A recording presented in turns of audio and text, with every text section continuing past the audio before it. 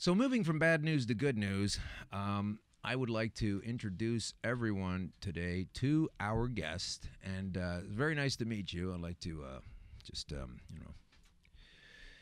give a little whoop of joy. Can we do that? And I gave a little whoop of joy. There we go. All right, well, it's nice to meet you. This is Don McIlroy. Folks, you might recognize Don from the cover of Maclean's magazine. Not a very recent one, but a super important one. Nice to have Dawn in the studio. Dawn, at one time in her life, was not in the military, and then she decided to get into the military. So maybe you can tell us about that first, because there's a lot of reasons why folks want to join up. Okay, first it's Mcilmoyle. Oh, God. That's okay, I'm sorry. I'm so sorry. Thanks for listening, folks. The show's over. I'm an idiot. Thank you very much. I'm sorry. That is right. You did tell me before the show, and I unfortunately looked at the wrong piece of paper. And good night. But I'm so sorry. But, yes, so... You were, where are you from exactly? I'm from Peterborough, Ontario. Okay, nice. I was 18 years old. I had already graduated high school, but didn't have my grade 13 yet, only half of it. So I decided, because I didn't have the marks to go to university, I lived on my own since I was 17. So okay. I didn't have the marks, I didn't have the money, I didn't have the backing to actually go to university. And I always wanted to be a doctor. So I thought, I'll join the military. Because they'll I'll learn a trade. Yeah. I'll go to night school, get courses, and then hopefully if I get enough courses, I can prove to the military that I could be a doctor, and they would pay for it. So I had a grand plan. That at is 18. a grand plan. I've heard a similar thing from a fellow once about dentistry. Same story, exactly the same. Couldn't afford to get in. And so you decided to get in, and you got in. Yeah, so I went to basic training at 18 years old. I turned 19 there. Navy, is that right? Basic training was for everyone. Oh, okay. And then, I was a naval signalman, so after basic training, we all went to our posts. Okay. I am listening. We've got some activity going on out here. I know. So you went to your post? So I did basic training in Cornwallis, and then I was posted to Canadian Forces Fleet School of Esquimalt. Esquimalt, that's in BC on the island, right? Vancouver Island? Yeah. Okay, so you're there learning everything you need to learn, and you're climbing up in your knowledge of things and becoming, what was your function? How did your plan that you wanted to get in to be a doctor, how did that go off the rails? Well, it went off the rails pretty quickly. Oh, gosh. Because my assault happened about 4 weeks after I got to Esquimalt. So you're transferred to Esquimalt, and now you're in that... and then is it the Navy or is it the Army? It was in the Navy, it was the yes. Navy, okay. But it was in training. Training.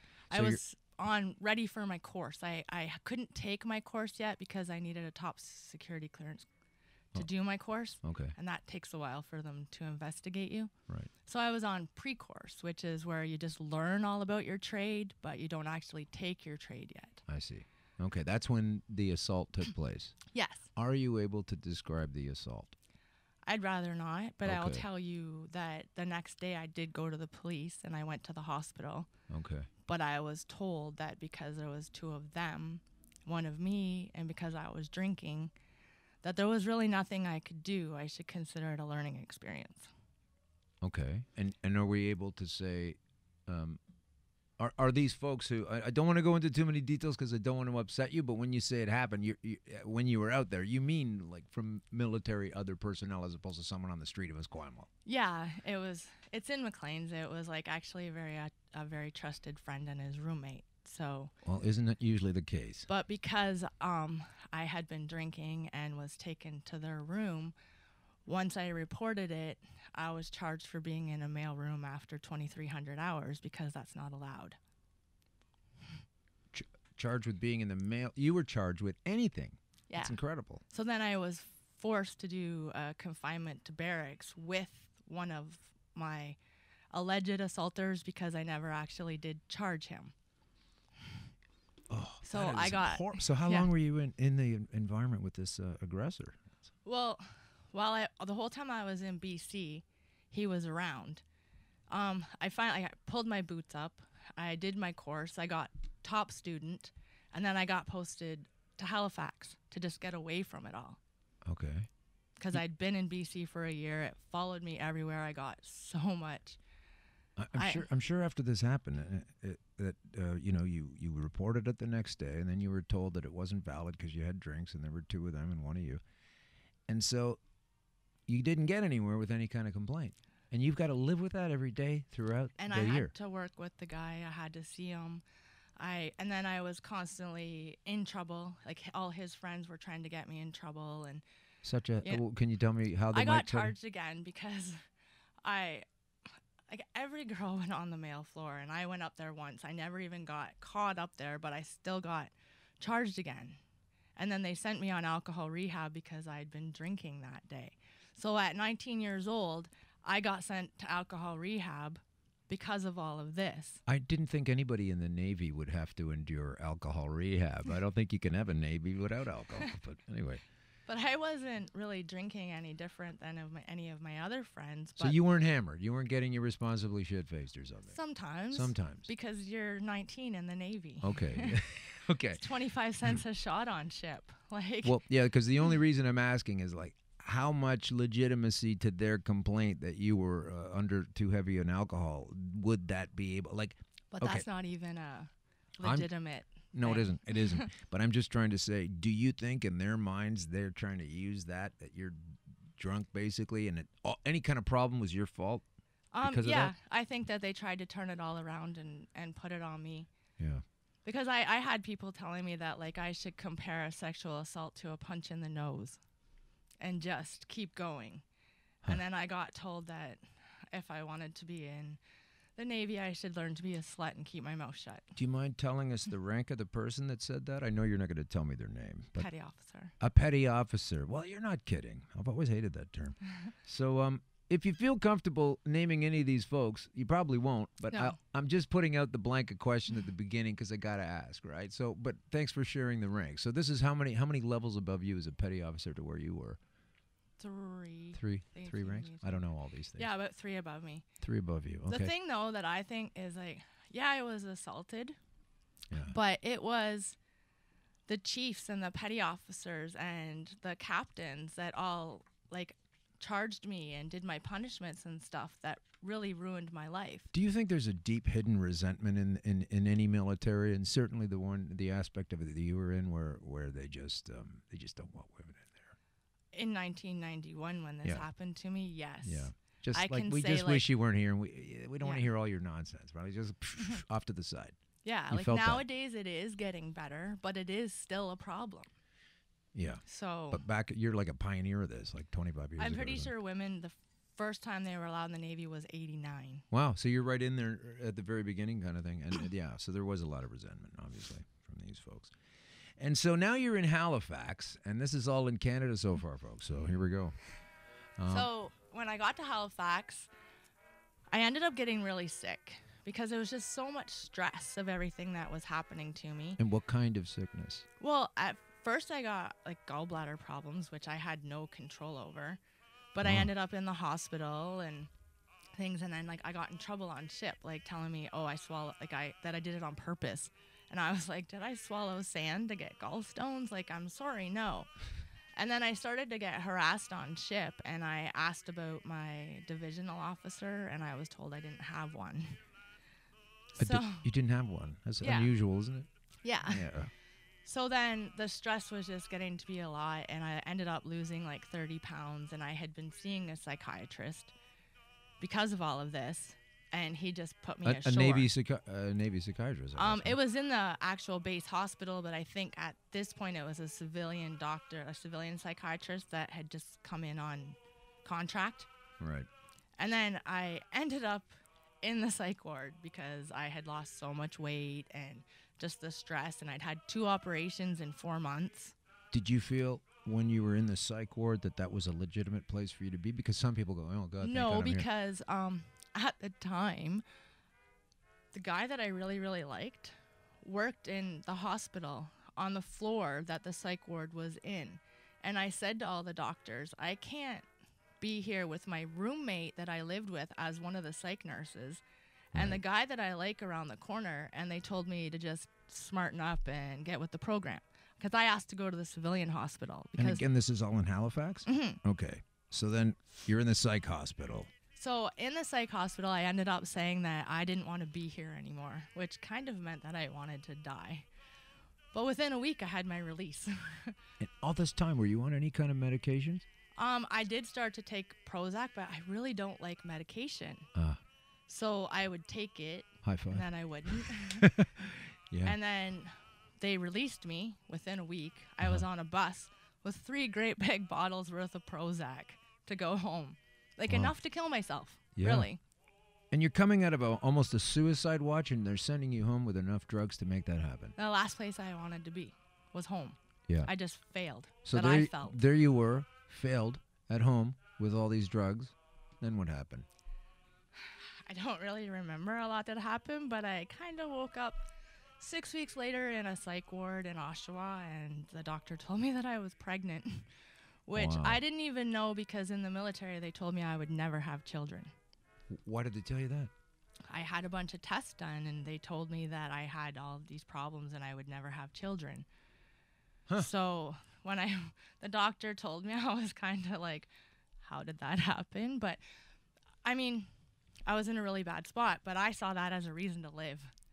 Good for you. Right. Because you were so marginalized and suppressed. That was your way out, ironically. Yeah. Yeah, that's so a fascinating thing. I've also been through the same thing in that way. Like, I was there's nothing you could do, anything about it, and that's how I found my way out. So I had my son, and that was Right. like a reason to live. And then I got married to an abusive man, had another son. But gosh. then I decided to go to nursing school because I always wanted to be a doctor. Right. Right. Still had And- that going. Yeah. Nice. But here I was in a different place, 2 kids, couldn't really afford to go to be a doctor, but I could afford to go to 5 years of university. Yeah. So I went back to summer school in high school at like 27 to take chemistry. Yeah. And then the next year to get my OAC chemistry. And then I got into the nursing program at Trent University. Okay. So I worked full time, had Yeah. 2 small children. I was divorced by this point. Had 2 small children, worked full time, and went to nursing school. Okay. So you became a nurse, Yes. and you are a nurse. So I got my Bachelor of Science in Nursing. Fantastic. And I tried really, really hard to be a nurse, and I loved it more than anything. Yeah. But then I had teenagers, and I Right. had PTSD, and I was in some work environments that weren't the most healthy. And along And- the way, your PTSD, how were you managing this, or just waking up to it every day? Were you taking pills or any kind of thing? Oh, I was so medicated. On? At one point, I was on 1,500 milligrams of Seroquel. Oh, that's a serotonin something. What does that do? Make you sleep or It's something? like an antipsychotic. It kind of like slows things down in your brain so you don't hear things and stuff. Serotonin, It's quelling it, as in pushing Kind it of, down. yeah. Seroquel. so it helps you sleep. It helps just regulate, right? But But- I'm a nurse, Right. and when we had the elderly get violent or something, we gave them 25 to 50 milligrams of Seroquel. And you're taking And I was taking 1,500 daily. daily. All at once, or was it staggered It was throughout? staggered. It was like 300, 300, 300, 600. But then I worked straight nights, and I had kids and everything. So, and then people started dying. And I just, with my PTSD, I lost it all. I just lost it. Who people started dying? Because I worked in nursing homes Oh, I see. and Right, stuff right. like Your that. patients and folks around you were just popping off all the time. Yeah. So that's you're not even recovered from PTSD. Now there's more like constant death swirling around. You're in this vortex, right? Yeah. Okay, so how did you then move out of that? Because we're working towards eventually your cover story on the Maclean's magazine and why Well, that that was and how it went down. Was way back, like after I had my second son, I was trying to get my pension. Mm-hmm. And my pension lawyer called me, and he said he found another girl that was like me. And he said, I don't normally do this, but you guys need to talk. Oh wow, So- 2 patients, similar patients. He called me. She called me, and we talked. And I had already went to the Globe and Mail and stuff like that and tried to tell my story, Yeah. but The no Globe one would and listen Mail? to me. Well, I wonder if Adriana Barton was working there at the time. She's this horrible hack they now have in their employ. I don't think she was there back then, but it doesn't seem like they've turned around. There's a lot of propagandists in the journalism industry. They said my story was too controversial. What? Yeah. So Anne Margaret called Maclean's and told them our stories. Anne And Margaret? That was her name. Okay. The girl that I met. Right. I shouldn't say her name. That's okay. I was thinking of the famous Ann no. Margaret. She tied But into this. my friend didn't have any documentation or anything to prove what had happened to her.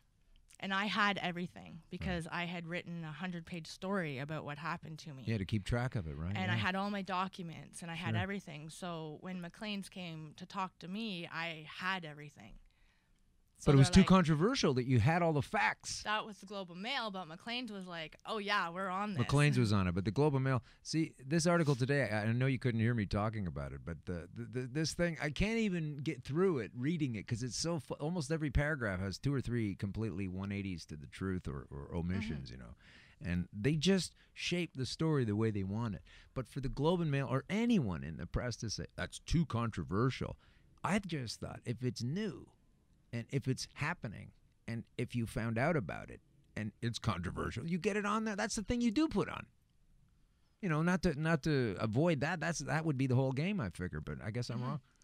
Well. So from the time I talked to them to the time that came out was like 3 weeks. Yeah. And I didn't even really know. I was going to Toronto one day and I went in the store and there was my face everywhere. Oh, wow. From the Maclean's magazine. You're walking by like bookstores and everything. And yeah. So because of that, I set up a 1-800 number and I tried to start an organization called, well, it was from the States. It was called Survivors Take Action Against Abuse by Military Personnel. Okay. But it was just me. Right. And I was trying to get people hooked up all over Canada, but I kind of got on an emotional overload because it was just me. By yourself doing all that. Plus, I really got put down by old men. I'm not trying to be rude, but that's when okay. I go on chat groups and stuff about trying to find other women that were like me, right, I really got beat down by some old men that were like, that doesn't happen. And, right. you know. We're way past that now. You know, we get it now, like the whole Harvey Weinstein and everything that's coming apart, and there's so much what I guess you could call a scuzz factor in the institutional systems such as this. But from 1998 till 2014, there was really nothing done. And then in 2014, another woman came forward in Maclean's, and then they started the Deschamps report and the sexual assault surveys and things like that. So what was the 16-year delay? Yeah. You know? Well, it was a time for you to suffer, apparently. Apparently, yeah. That's what they put aside just for you. So there's a lot of lies here, and there's a lot of fictions, and your case is not unique in that way. These not kinds at of all. things go on. Not just we don't all wind up on Maclean's magazine, but this exactly. But it took me 18 years to find out that I'm not alone, and that there's many others like me. Yeah. And that was one of the best healing experiences ever. Oh, good. So do you figure you still carry any kind of PTSD, or are you working through it, or where are you at I right have now, it all the time because I've been re-traumatized over and over and over again in my life. Okay, well, I'm sorry that I made you come in here today. No, that's okay. It's time to speak up. It's time to. I fell into a hole. I fell down for a long time, and now I finally feel better, and I want to stand up again because if abuse teaches you anything, it's that you have to stand up for yourself and you have to stand up for others. Well, maybe somebody's doing that because as we just shared earlier before the show started today, there was an article, there was a piece that came up on the news about a military, a Quebec, somebody or other, a military fella, and he's in trouble for stuff. And hopefully it's happening really close to the event. Hopefully we don't have 18 years of a gap in between. My hope is that General Vance does keep to his word. Who's this? The General Vance. General Vance. He's saying what? Well, he said with Operation Honor, anyone that is charged, if they're found guilty, they'll be released right away and stuff like that. But the problem is the charges take a year, 2 years to come to fruition. And then those girls still have to work in that environment.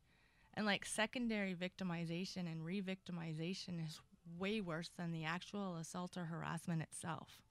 Well, because you're going through it over and over and over again, right? Yes. I mean, every time you talk about it, it's like, okay, but this again. If you worked at Tim Hortons and were sexually assaulted by your boss, you could go work at another Tim Hortons or find another job. Right, that's how it goes. If you were in the military and you get harassed or anything by someone in your unit, you're stuck there. Yeah. Well, we're just going to take a break for a second. We'll be right back. We have to do a commercial. Yeah, we're going to do a commercial. Here we go. So I was at the Lift Expo in Ottawa. Thank you very much to everyone organizing the Lift Expo. We had a great time there. I was there with the whole Green Crush team. Met a lot of fantastic people. There's a lot of innovations going on in the world of cannabis. In the means of obtaining it. I mean, vape construction is out of control now. Some really good quality ones out there. And out there, I met a woman named Sherry Bennett. And Sherry Bennett is also dealing with mental health issues because she's also been traumatized, and she also has a terrible story, and I'll also try to get her into the studio sometime. But this Friday, November 3rd, you want to go see this, was an $80 ticket, $79 ticket, but it's now been, that's for general admission, but for seniors and students, it's $39 to go and see this presentation called Let's Talk Cannabis. And it has to do with HR and legal considerations. So on the stage at the Richmond Hill Center for the Performing Arts, the Let's Talk Cannabis series is the platform for professionals to access industry-leading experts for factual information and guidance. And there's a word you don't often see regarding cannabis, is factual. So the box office number there is 905-787-8811 or online at rhcentre.ca. Let me spell that for you. RHCENTRE, because we flip it out around in Canada. It's not ER.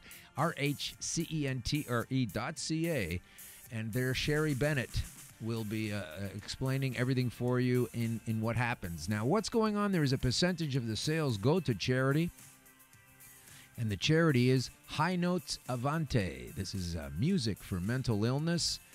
Again, $79 general admission, and this is a huge thing because the focus is the world is looking at Canada with this. We are trying to set the stage, and what is this?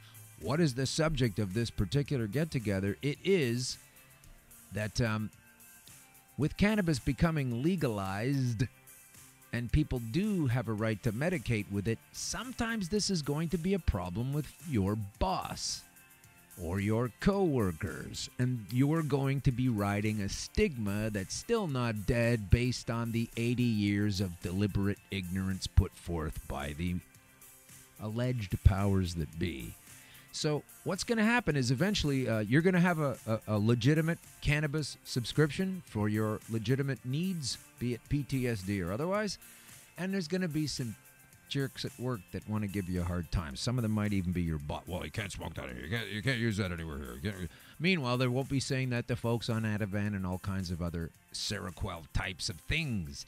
But we still carry the stigma beyond legalization. So understand that this particular Friday, November 3rd, $79. Here's the website, www.letstalkcannabis.ca. You can spell that. There's no apostrophe.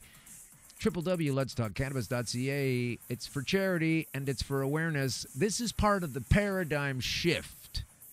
Okay, so I don't do a lot of commercials. You guys know that. This is a paradigm shift. We're moving from how we used to arrest people from cannabis to a new system of how we arrest people for cannabis. So it's going to be important to pay attention to that. Once again, here's the number if you want to call, and some older folks might want that, right? Because they're asking for seniors and students to come. So here's the phone number again. One more time, it's 905-787-8811 or online at rhcentre.ca. And again, they're looking at us, Canada. We got to do this thing. Thank you, Sherry. Wonderful person. Okay, let's go back to Don now, who's sitting here patiently waiting for this to move along. So, okay.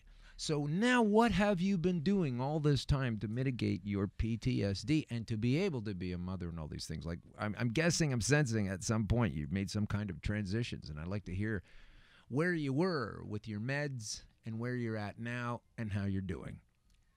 Okay, so I've been on meds for a long time. Sorry. I started using cannabis quite a few years ago, but then I felt really, really guilty about it because the only way I could get it was for my kids to get it.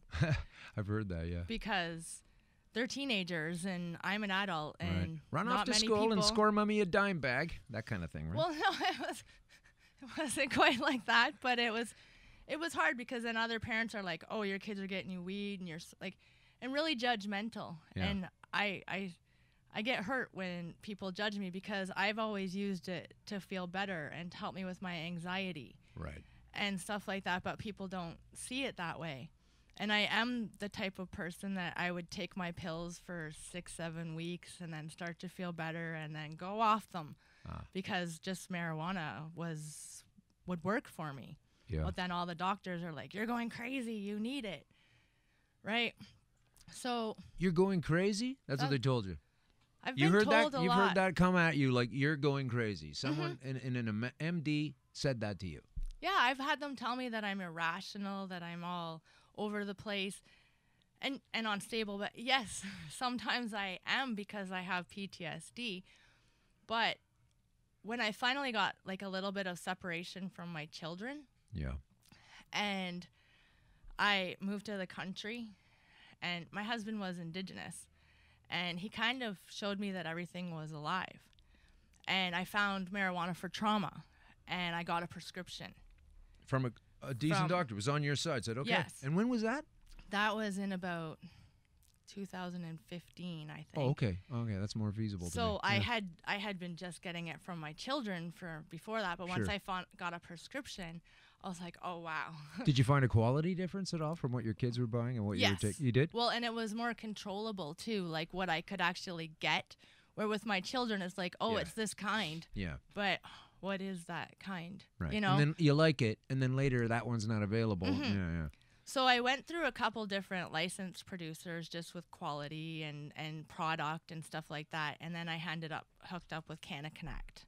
Oh, Kanna And Connect. Med Tell us Relief. about that. Oh my goodness, they're Tell us about amazing. Kanna Connect because we read their stuff all the time. I've not mentioned them on the show, but they I seem to called be them great.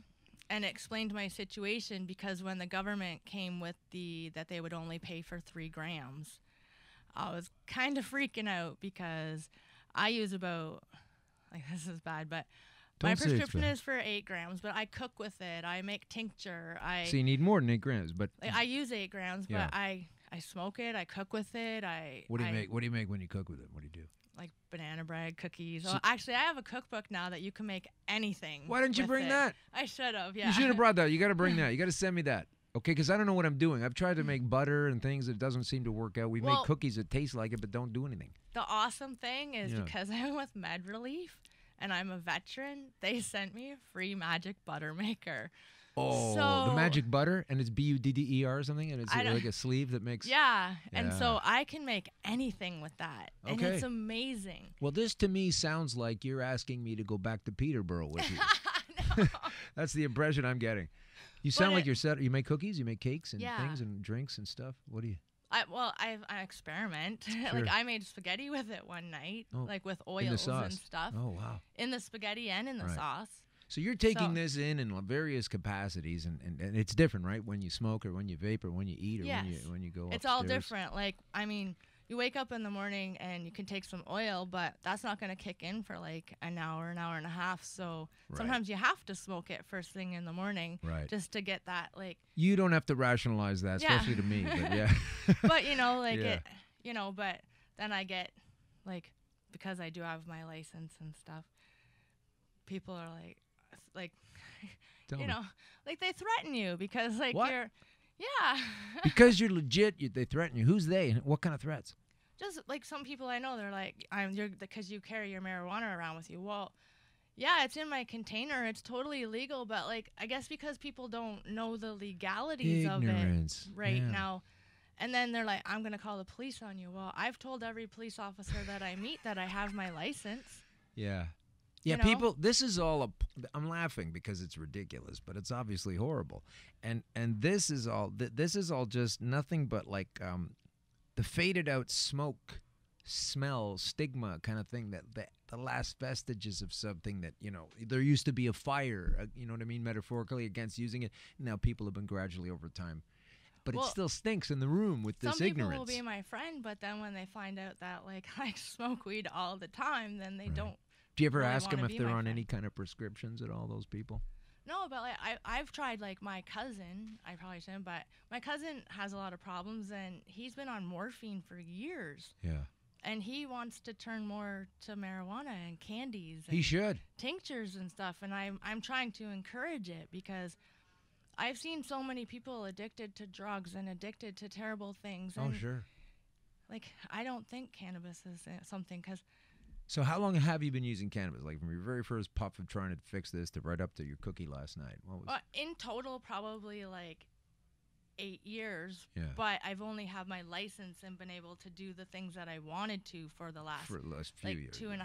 Right. So you're like comfortably sat into being able to do this, and you deal with the harassment from the ignorant sometimes. When I started smoking cannabis on a regular basis and I was in a more safe environment, I was able to go back to school. Wow. Which, I mean, I had thought I was a failure because I couldn't be a nurse and I had Right. PTSD, but I went and took one course. Wow. And I took Indigenous Studies, and it, like, really opened my mind. I'll bet. And then I got a top student. I won, like, an award for the top of the class. Huh. And that really encouraged me. Wait a second. And you were on cannabis at the time? Oh, yeah. Once again, dispelling the myth that anybody on cannabis doesn't contribute anything to society. Another myth, another nonsensical thing that a lot of white-haired grandmothers and grandfathers still believe, and that's who the people are that are shaming you. They're coming from ignorance. I'll be quite honest. The best papers that I write are after I've, like, medicated. Yeah. Because I don't know. It's like you're more open to everything, and Yeah. things just flow better. Well, somebody who I have a great respect for is the comedian George Carlin, one of my favorites ever since I'm a little kid. And so listening to George Carlin, his comedy is great, you know, and I say so. Anyway, some people don't like it, I guess, but I'm a fan of his, unfortunately no longer with us. But I read something or heard him in an article, heard him in an interview once where he was explaining about his use of cannabis was that he did all the hard work first. Like he got his ideas and wrote everything down. And then he said, and then once that's all kind of set down for the piece, he says, then I light up a joint and it's punch-up time. And that's where all the funny came. And that's where that's where he would learn he would spew it out clear-headed, supposedly, and then get right into using cannabis to shape it into its final, apparently non-useful contribution to society. So, I mean, these people are so wrong. Look at all the musicians and writers and everybody that. Well, yeah, I have a 600-page story of my life I've written, and I have, like, over 200 poems that I've written all in a book. So, if I'm that much of a stoner, how can I do all of that? Yeah, exactly. It's another dispelling of the myth, and I'm so glad you came in today to tell us about it and the fact that you're doing a lot better. You're managing with this stuff, and you don't have all those prescriptions. Yes, I Right? quit You don't have them your all Seroquel? In May, I This quit year? everything because Oh, I God, had not all only at been once. on a couple things. Like, I quit, like, went way down. I was only on one medication. Right. And then I just quit them all because I was like, At once? You did that? yeah. Gee whiz, I tapered off a bunch of mine, and I don't know if I could have done it the way you did it. But Well, I congrats. kind of, like, suffered, Oh, okay, yeah. But it was kind of the best thing that I could have ever done because I became, like, spiritually awake, and I just used the cannabis, like, at all times. And I, like, learned to use it like Ativan. I learned to use it, like, in all different ways. I used all my nursing knowledge and put it into the cannabis and used it instead of all the medications. But I also turned to nature too. Isn't like- that amazing? That I hear that so often. Yeah, from people, and I feel it too. Like things get nutty, I go out for a walk. Just. But I went to my psychiatrist and I said I'd rather use cannabis and use nature as a healing tool. And he said, You're all nuts. right, this is my last visit with you. I'll be canceling you from now on. Because I'm not going to sell any more pharmaceuticals. And you walked out of there with a big I old. gave a little whoop of joy. I was Yeah. hurt because he's my psychiatrist. But then I was like, all right, well, you just push pills. So Yeah. I don't need you anyways. No, you don't need them anyway. But we need you. And thanks for your story. I really appreciate you coming in today, Dawn. How can I say it properly? I'm all Dawn Mcilmoyle. And Yeah. and folks, you've been looking at her on the cover of the Maclean's magazine. It's a great article. You should read it. It's kind of bone chilling.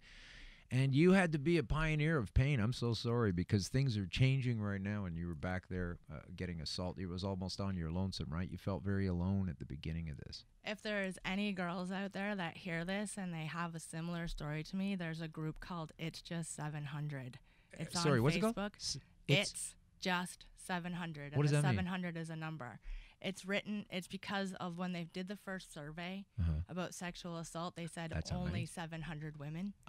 So it's well more than that, but you're using that against them. That's what the girl that started the group called it. So okay, well that makes sense to me. I really appreciate you coming in. And where can folks contact you and to do this and to get in touch with you if they're going to hook up? I'm on Facebook. You're on Facebook. Okay. Or spell your name for the folks. DAWN. DAWN And then, like, if you want to email me, it's my name, Dawn Mcilmoyle @hotmail.com. You should. If you're having a tough time with PTSD, and not just in the military, I mean, that's where Dawn experienced all of this, unfortunately, and she's turned her life around, and she's been able to get out of a deep, dark hole. And if you're maybe in the deep, dark hole, this can be done. The only reason I wanted Dawn to go deep and dark into her details wasn't to traumatize her, and she stopped me, and that's okay. It was to show folks how terrible it is and how great it can be. And I'm the same way. I don't say about my difficulties. I don't talk about those to elicit sympathy. I do it to show the stark contrast between being that horrible way and then bouncing back to fantastic. So it's been great having you in. I really appreciate it. We're going to close out the show with a little bit of news from